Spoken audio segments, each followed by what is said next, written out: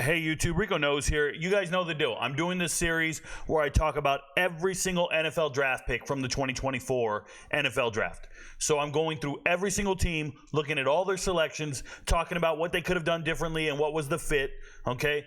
And I'm making a video on every single team, but I'm doing it alphabetical by city. So if you look up here, it's alphabetical by city. We are currently on the Dallas Cowboys. If you want to see any of the previous teams, go to the playlist here on YouTube, or you can go to TikTok. But you can find the playlist for NFL Draft, 2024 NFL Draft Review and Assessments. So let's talk about the Dallas Cowboys. Jerry Jones, Cowboys owner and GM and whatever else he is. Jerry Jones says the draft felt like we were robbing a bank. And I just want to tell you guys, if they are robbing a bank, they either went in that bank after everybody took all the money, or they went in that bank, walked into the vault, saw all the money, and just started grabbing the rolls of pennies, quarters, nickels, and dimes. Like they didn't grab any of the hundreds, bro. They're these guys. If they robbed the bank, it's news to me because I did not see it. I studied this draft like you wouldn't believe. I know every player in college football. There is no way you can convince me you robbed a bank. No way.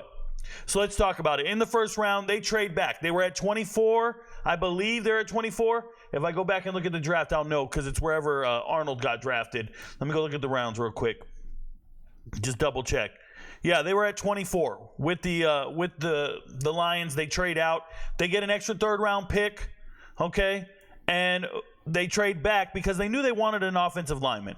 Amaris Mims was already off the board, unfortunately for them. I think Amaris Mims had a huge upside, but you get Tyler Guyton here, a 6'8", 340-pound tackle who probably plays right side. So you're playing right tackle, and he started about 14 games in college. Tyler Guyton is all potential, and that's fine. But there was no one else to take in the first round on the offensive line. They were all gone. You either trade up and go get Amaris Mims before anybody else, or I don't know what you do. But you don't know. You just have to make this pick. So you trade back. Everybody's taking star wide receivers, star corners. Apparently you don't need either one of those. So you just keep going back, and you're finally like, all right, we'll take him at 29. Let's go take Tyler Guyton. Congratulations. You took a high ceiling potential kind of guy. I'm with you. Where's the bank robbery, bro? Second round, late second round, you go and take Marshawn Kneeland. This is a Western Michigan kid. If you watch PFF, and you go off PFF rankings and ratings, you're going to think Marshawn Kneeland is him. But if you watch football and turn on the games in the MAC, Western Michigan defensive line this past season, nothing remarkable going on over there. Fisk left, right? Western Michigan lost all their best players. They lost the best linebacker, lost their best receiver, lost their best running back. Everybody took off, went to Minnesota. So You got Marshawn Kneeland here, and when he got on my radar, he jumped in the transfer portal last offseason, and he was committed to Colorado.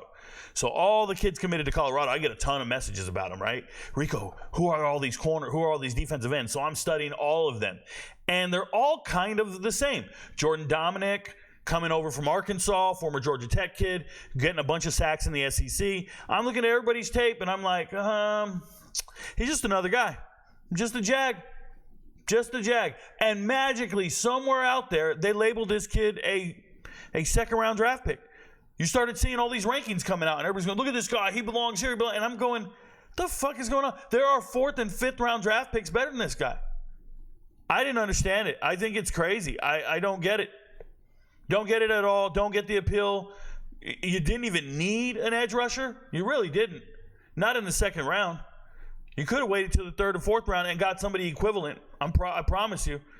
It's very underwhelming. This draft pick it boggles my mind. I remember Braswell went off the board after him. Alabama kid, right? If you look at the rounds, we go to second round. Let's go here, second round. And you'll see Braswell goes right after him. Chris Braswell. Boom. Now, Braswell couldn't start at Alabama. He was patient. He stayed there the whole time. Might have started 2 games. Braswell got a lot of play this year. A ton of production. Even while not starting, he was in the rotation. He's in the 2 deep. I'm telling you, Marshawn Kneeland would not have been in Alabama's 2 deep. You wouldn't even know his name. He would have been a guy who just never saw the field. Ever. Undrafted free agent. So the fact that he dominated in the MAC doesn't really move me. I'm not too impressed by that. I thought it was a terrible draft pick. I really did. I don't like either one of them, really. But, look, man. There's a reason if you go and you start studying certain teams that are successful and teams that aren't successful, like they just evaluate talent differently. And the Cowboys, I don't know who's evaluating the talent for them. I apologize. I didn't mean to click on that. That's a tweet from something tragic going on right now. But anyways, check this out. So they go and they go and take Nealon. Then they go and get Cooper Beebe. I like the Cooper Beebe pick. This is the draft pick that they gained from the Lions in the third round. Early in the third, you go get Cooper Beebe. A lot of teams were reaching for offensive linemen at this point, and they actually got one of the best ones. I thought Cooper Beebe's a great interior offensive lineman. Whether he be a guard or a center, he feels right. He's going to compete for starting time. He's going to be depth. I like Cooper Beebe a lot. Cool. 4-year starter. I love that dude. That's cool. Next, Maris, linebacker, Notre Dame. What are we doing?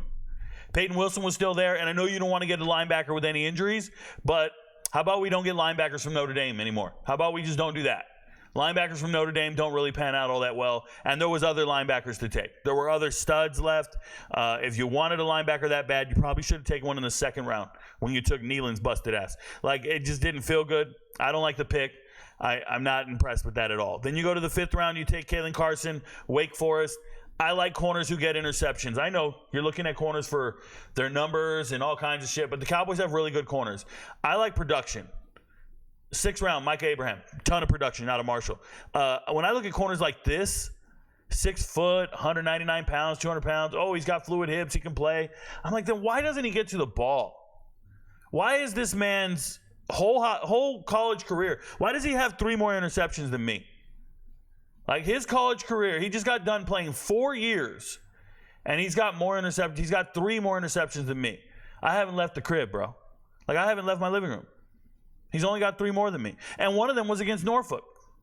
One of them was against Florida State, and I'm forgetting where the third one was from off the top of my head. I remember the Florida State, no return yards. Norfolk, congratulations. He had them like back-to-back weeks, but he didn't have an interception last year. And I know there's people out there, Rico, interceptions aren't everything. Okay, get the corners with no ball skills and can't find it. They turn their head and they can't pick it off. Get those guys who are kind of athletic and can be near the ball when it's caught. I love those corners. The ones that are in the screen and kind of doing the Kevin Mathis thing. Nah, bruh. I don't like the pick at all. Doesn't move me. Very underwhelming. Ryan Flournoy. I like the Ryan Flournoy pick. He looks NFL ready. He was on my deep hidden gems list. Obviously running a 4.44 40 is impressive. Being 6'2", 205, dominating at the FCS level. This is a former JUCO kid, so coming out of high school, I think first he went to Central Missouri. Then he went to JUCO, Iowa Western, I believe. This is all off the top of my head. And then he ended up at Southeast Missouri State. I like Ryan Flournoy. He looks like a gamer. He looks like a baller. I hope he replaces that Gallup departure, Michael Gallup departing, and he meets a need there. I want him to make the team. Final 53, the whole 9.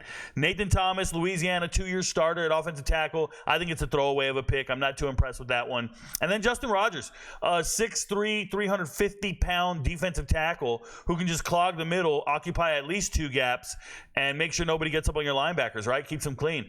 I like Justin Rogers. This is a young man that started his college career at Kentucky, then hit the transfer portal last offseason, ended up at Auburn, played well in the SEC, competing with the other Hogs up front. Not bad. Not a bad pick there. That one's not a complete throwaway for me. But all in all, bro, if this is robbing the bank, it's fucking news to me. I'm looking at this right here, and best case scenario, 2 of these guys will get a second contract. Cooper Beebe and Tyler Guyton. Best case scenario, 2 guys get a second contract. That's how I feel about the draft. Yep. And I've been watching all these players. I watch every rep of these guys' lives, bro. This is what I do. Your friends don't know, but Rico knows. Good luck, Cowboys. Yeah, how about them Cowboys?